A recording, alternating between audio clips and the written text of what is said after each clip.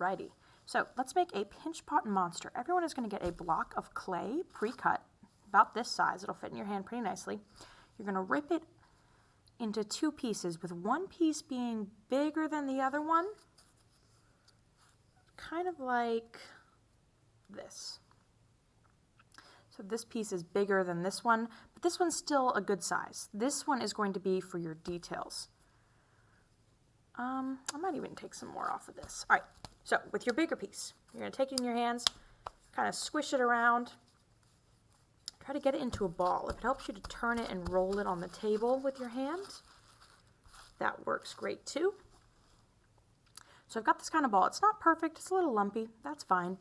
You're going to get a kind of crab claw like this. Put your thumb into that circle, or that sphere, and press almost down to the bottom, but not all the way.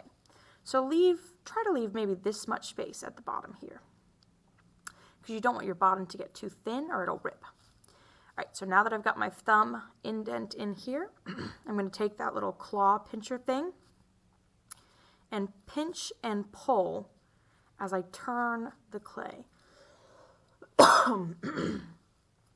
So kind of like this, and you see how it's widening out, it's turning into a little pot. So it's called a pinch pot because we are pinching a pot. All right, now I'm using my fingers to smooth the edges and just keep pinching. Once you've got it kind of uniform, all right, I have pinched this into a nice wide shape, and it's pretty uniform, and uniform means the sides are all about the same thickness here. I've got this. Yours might look more like this. You can flatten it out a little bit. This is going to be our main sort of mouth area. So we've got this guy. I'm going to set him down like this, and you could plop him down and kind of press the bottom with your fingers to make it flat.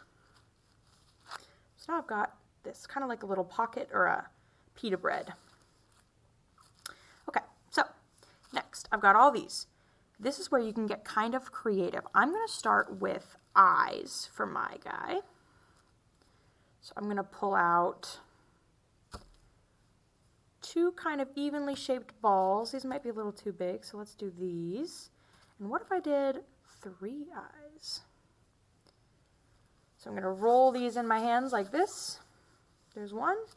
Roll it in my hand. There's 2. Roll it. There's 3. Got 3 little balls here.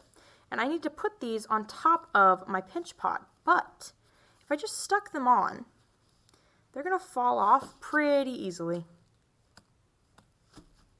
To make them stick and really glue them together, we're going to do what's called score and slipping. So we're going to first score the clay, which means just scratching the pieces that we are going to connect.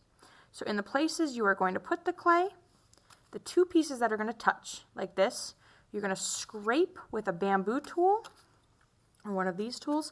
You'll have one, either one.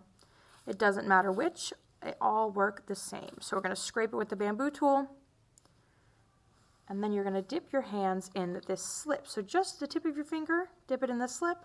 And slip is like a clay soup usually. When you've got extra little pieces, you can just drop it in the slip and it'll slowly kind of turn into this kind of clay soup. And it's also used as glue. So we're going to dab that slip on top of the scored area. And we're going to squish our eyes onto that scored area, and this is going to make them lock together, kind of like puzzle pieces. So all the scratches you made lock like this and make it way harder. See when I'm pushing this? It takes a lot more energy to take it off.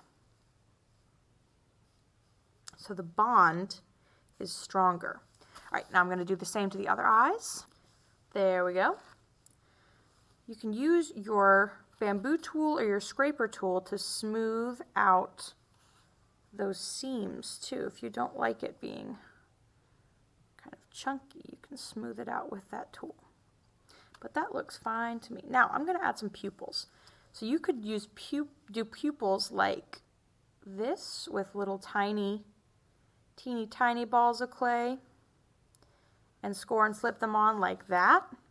Or you could take your tool and poke holes, which is what I'm going to do. So I'm going to poke a hole here, poke a hole here, poke a hole here.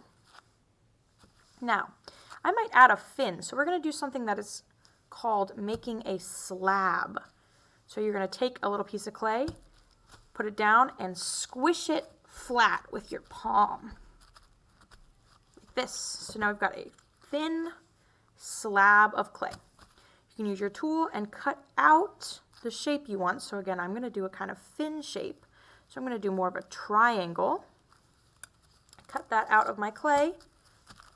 We got this guy. Now, again, to stick it on, I can't just stick it on like this or it'll flop right off. What I'm going to do is score the two pieces that are going to touch. So the two places that need to get connected, I'm just going to scribble and scratch. And it can be totally random. It does not have to be fancy or neat or even all in one direction. All right, so I'm going to dip my finger into the slip, put it on the scored spaces here, and I'm going to take this fin and press it onto my dude. Now, if you don't like, again, these rougher edges, you can take this tool and use it to smooth your pieces out. So I'm smoothing it here to make that seamless instead of kind of chunky. I know the camera's not the best, but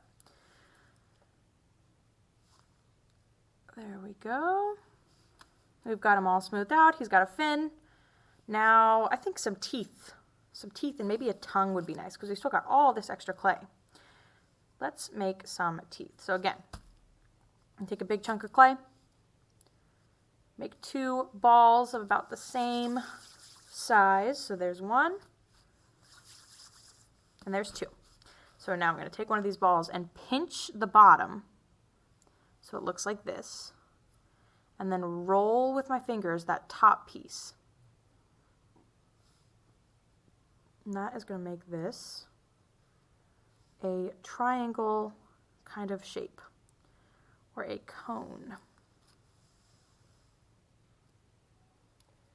And we're pinching and rolling here into that cone shape. There we go, two cone shapes. Lift our guy up. Score where we're going to add those teeth. Score the bottom of the teeth. Add water. And connect. So press it really nice and firm. Oh, and I forgot to score the bottom of this one. Press it nice and firm up against where you are trying to connect so it sticks. All right, now he's got some teeth here. And lastly, we can add a tongue. All right, so again, we'll use the slab method here for the tongue. So take this big chunk of clay, kind of roll it into a ball, take your heel of your palm and press it down like this into a flat piece. And for a tongue, you could even just shape it with your fingers into a wider piece, and you can slam it on the table like this. So now I've got this. If you wanted to add a little detail on the tongue, you could draw a line down the middle. Again, flip it over on the back, score it, score inside your monster's mouth, add your slip, and then take your tongue and stick it in the mouth there. And you could curve the tongue up, you could curve it, let's see if I can show that. You can curve it down. It can be whatever you want. You don't even have to have a tongue if you don't want. But you can get totally creative. So I'm going to add a couple more details and we'll talk about what kind of different things you can add, and I'll be right back. All right, so I just added two more little slab-made fins on the side here. You could add little curlicues, you could add more teeth, you could add a hat, you could add some arms, you could add little feet that he's sitting on. It is totally up to you. If you need help sculpting anything specific, let me know. I can help you. But now that I've got my guy, I'm like, this looks great to me. I love him. I'm going to take him in my hands, gently flip him over to the bottom, and don't have your lights turned on. All right, turn your lights back on. Take your bamboo tool or your needle tool or whatever tool you have and scrape at the very least your class code. I know it's a little tough to scrape, but try your best. So I'm going to write Miss Mia. Miss Mia.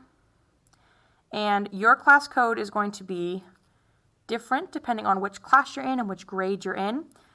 But let's say I'm in 2nd grade and I am in Miss Lance's class. So I'm going to write 2L. Obviously, if you were in a different class, you would write your class code. But see if you can fit both your name and your class code. If you know you can't fit your name, just make sure you got your class code on there so we make sure your monster stays with their group. But there you go. Now you have a Pinchpot monster. You're going to set him down where I direct you to set everything down to dry. And next time we will talk about how we are going to color them.